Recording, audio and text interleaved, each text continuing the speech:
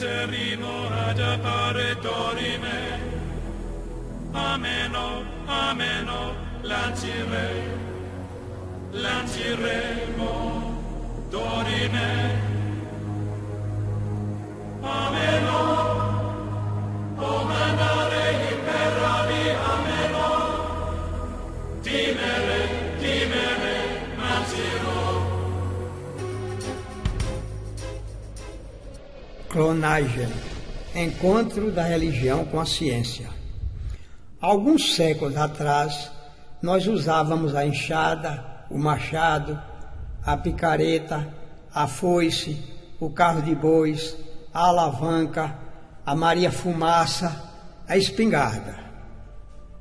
Hoje estão à nossa disposição os aviões a jato, o supersônico, os transplantes de órgãos, a internet, os computadores.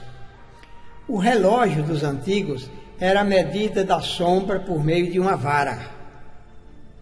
Os povos bíblicos não conheciam nem sequer o pombo-correio.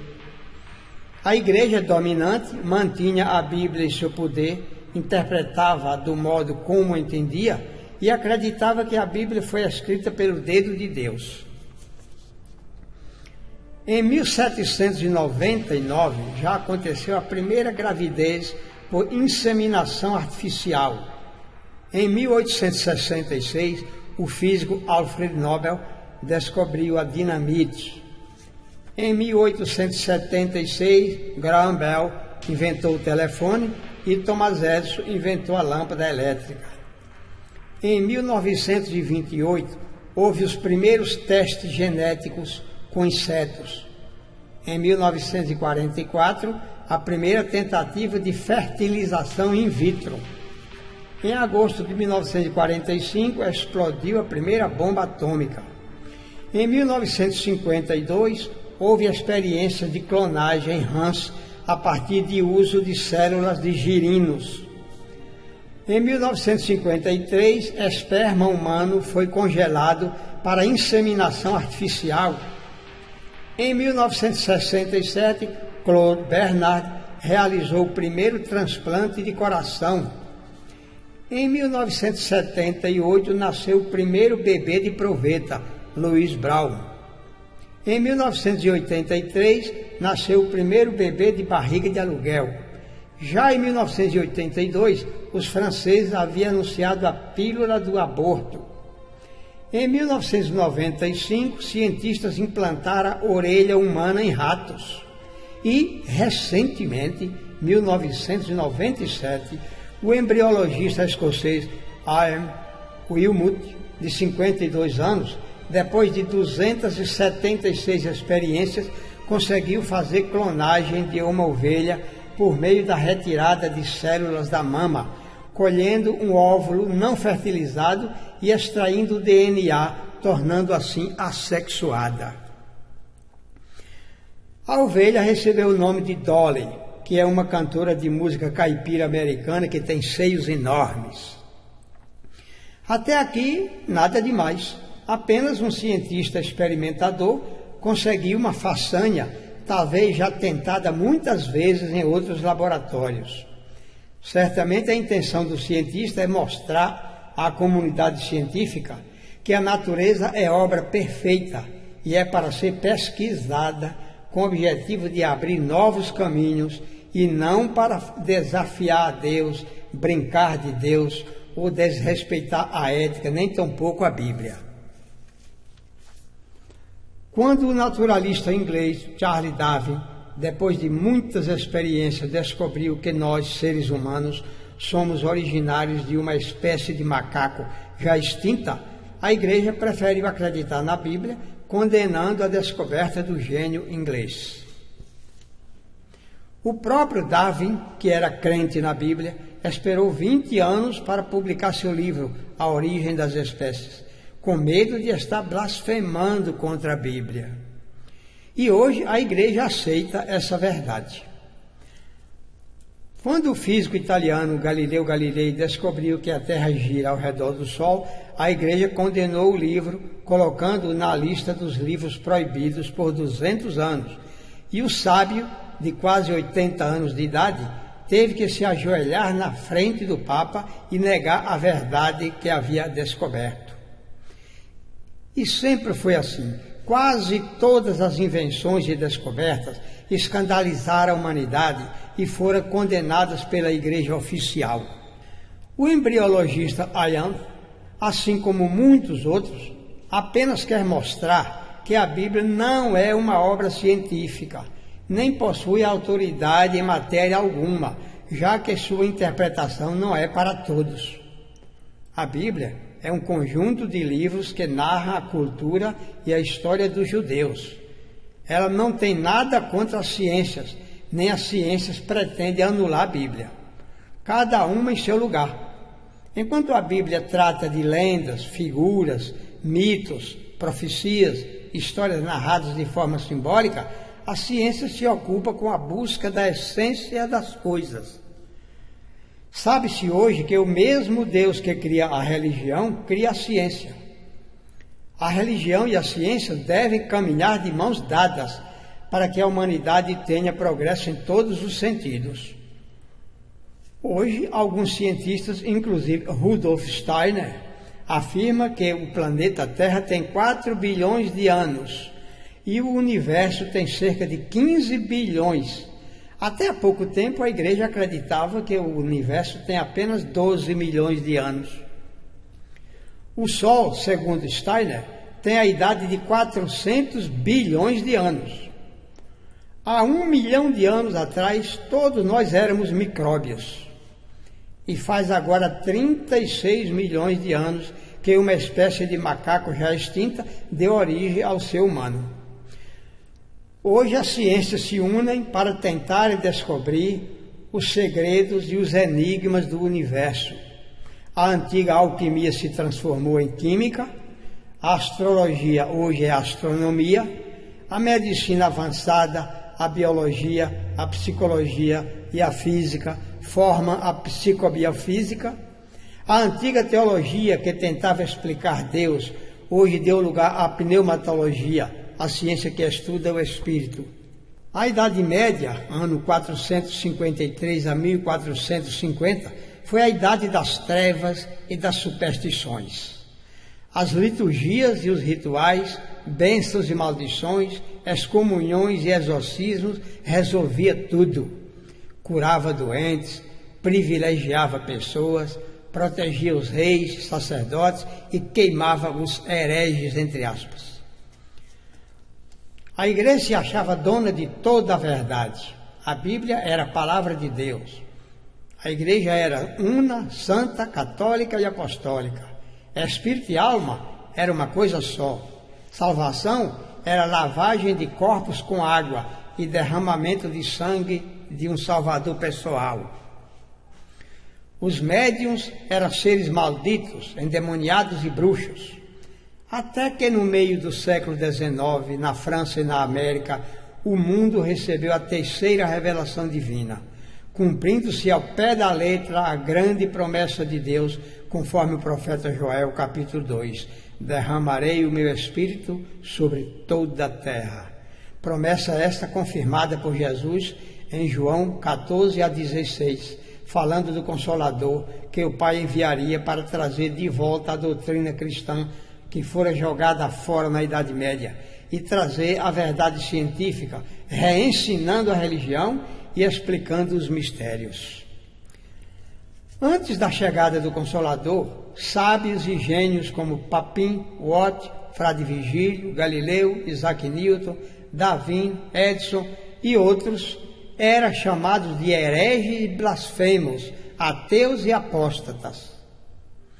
Hoje sabemos que os descobridores e inventores são espíritos superiores, experimentados, enviados do plano espiritual para nos trazer o progresso.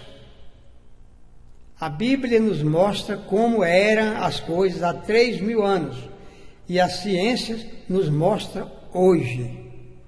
A Bíblia não pode nos ensinar ciência nem a religião cristã, pois foi escrita para narrar a revelação de Moisés e não a revelação cristã completa. Moisés nada entendia de ciências, ou se entendia, não pôde nos falar disso, já que em seu tempo não havia como provar nada.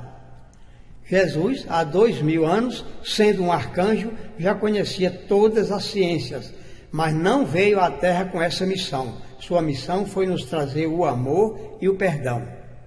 A ciência ficou para os tempos atuais, e para isso veio o Consolador no meio do século XIX. Hoje sabemos que Deus, que cria todas as coisas, e cria para a perfeição, e essa perfeição acontece por meio da lei de evolução. Quando o nosso inventor Santos Dumont, em 1906, na França, inventou o 14 bis, sua intenção era contribuir para o progresso da humanidade, mas os homens, ainda não comprometidos com a verdade, usaram sua invenção para jogar bomba em cima dos seus irmãos. Hoje, as entidades defensoras da moral e da ética estão de olho nos cientistas egoístas e interesseiros que podem querer usar a ciência para aparecerem, ou para se enriquecerem, ou ainda para denegrirem a imagem da religião. É bom saber que cientista é cientista e ciência é ciência. Assim como o religioso não é religião. O religioso pode errar, pode tentar desviar a meta da religião, mas a religião não pode errar porque é divina. O cientista não tem toda a verdade e pode desviar o objetivo da ciência, mas a ciência em si não erra porque também é divina. É preciso que as autoridades superiores fiquem de olho para que certos cientistas irresponsáveis não façam bobagens, usando a clonagem para deformarem pessoas ou produzindo monstros humanos. A ciência sem a religião é cega, mas a religião sem a ciência é paralítica. Já foi dito várias vezes essa verdade. O grande cientista Albert Einstein tem razão. É a ciência que abre caminho para a religião passar. Hoje sabemos que é a ciência que está nos ajudando a entender Deus, já que está buscando o conhecimento da essência das coisas e assim descobrindo a obra de Deus. Se o princípio inteligente que dá vida à ovelha não passar para a cópia, a clonagem, esta não terá valia, não tem efeito, nada impede a ação do espírito. Nem o processo de fertilização artificial, nem a chamada barriga de aluguel, nem a clonagem pode dispensar a reencarnação. A notícia da clonagem da ovelha Dolly trouxe algumas dúvidas para alguns religiosos. Será que a ciência não está acabando com a crença na reencarnação? Será que estas experimentações não vão provar que a reencarnação é um mito? Não. Estudiosos do assunto, inclusive cientistas também, como o Dr. Jorge Andréia dos Santos, o engenheiro Hernani Guimarães Andrade, o médico psicossomatista Dr. Franklin Antônio Ribeiro, a pesquisadora Sônia Rinaldi, o parapsicólogo Dr. Eliezer Mendes, baiano de Morro do Chapéu, o Dr. Sérgio Felipe, da USP, e Clóvis Nunes, de Feira de Santana, na Bahia, garantem que a reencarnação não é atingida por nenhum processo científico. Se o cientista tivesse que obedecer aos dirigentes de igrejas e seitas, nós ainda estaríamos andando a pé, vagando com Moisés pelo deserto, esperando Jeová mandar maná, esperando outro Josué para segurar o sol, outro Sansão para amarrar as 300 raposas pelos rabos. Ora, nós não fomos criados para rastejar sobre a terra como a cobra. Não somos seres destinados a viver de forma primitiva, mas para evoluir e conhecer a verdade, tanto material como de ordem espiritual. O plano divino é: façamos o homem à nossa imagem e semelhança. Isso significa que somos criados para a perfeição. E é por isso que Jesus citou o Salmo de Davi: sois deuses. Vocês sabem o que é ser deuses?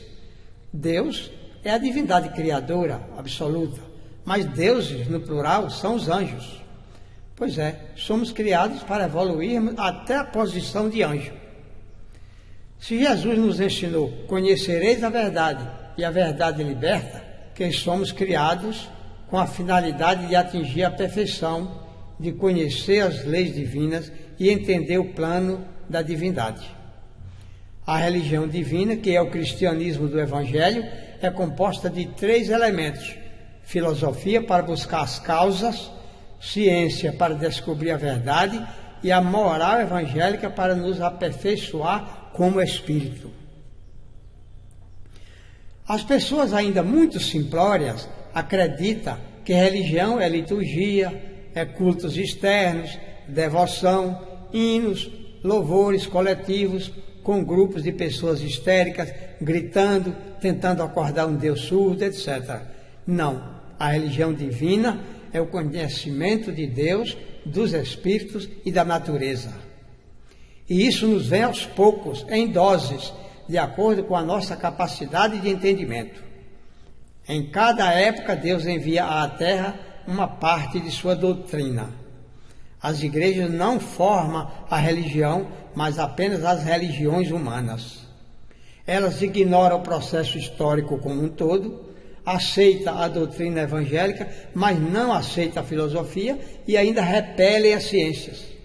Assim fazendo, se fecham no fanatismo doentio, ficam enclausuradas num templo onde só se fala de coisas ameaçadoras e terríveis, como o inferno, castigo de Deus, temor de Jeová e assim por diante.